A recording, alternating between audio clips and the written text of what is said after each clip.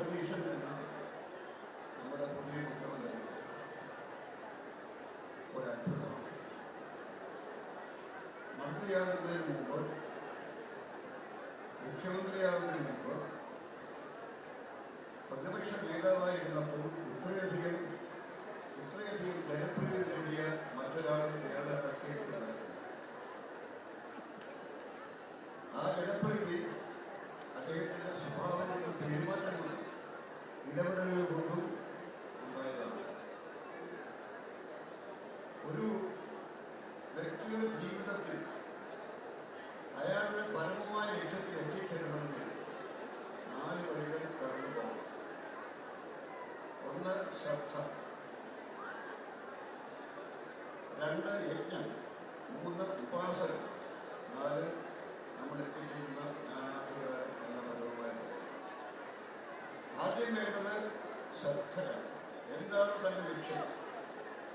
ആ ലക്ഷ്യത്തിൽ ശ്രദ്ധ വയ്ക്കുക. രണ്ടാമതായി യജ്ഞമാണ്. ആഗ്രഹിച്ചാൽ മാത്രം ഒന്നും നേടാൻ സാധ്യമല്ല. നമ്മൾ പ്രയത്നിച്ചുകൊണ്ടേയിരിക്കണം. ആ യജ്ഞം നിസ്സാരമല്ല. ഒരുപാട് ദുഃഖങ്ങൾ അനുഭവിക്കേണ്ടി വരും, ഒരുപാട് എതിർപ്പുകൾ നേടേണ്ടി വരും. എന്നാലും ഒട്ടും പതറാതെ തൻ്റെ ലക്ഷ്യത്തിൽ മുന്നേറാനായിട്ട് യത്നിക്കുക, പ്രവർത്തിച്ചുകൊണ്ടിരിക്കുക.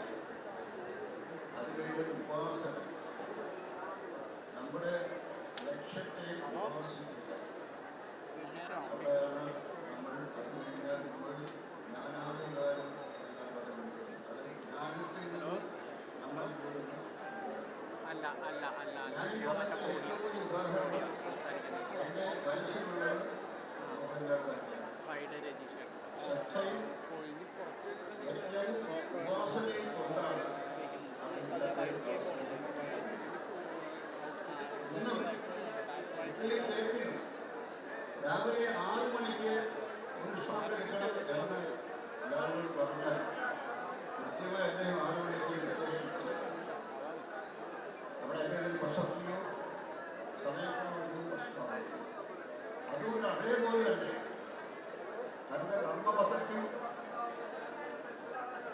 യാതൊരു പതർച്ചയുമില്ലാതെ നീങ്ങുന്ന ഒരു രാഷ്ട്രീയ നേതാവാണ് ശ്രീ വി. ഡി. സതീശൻ.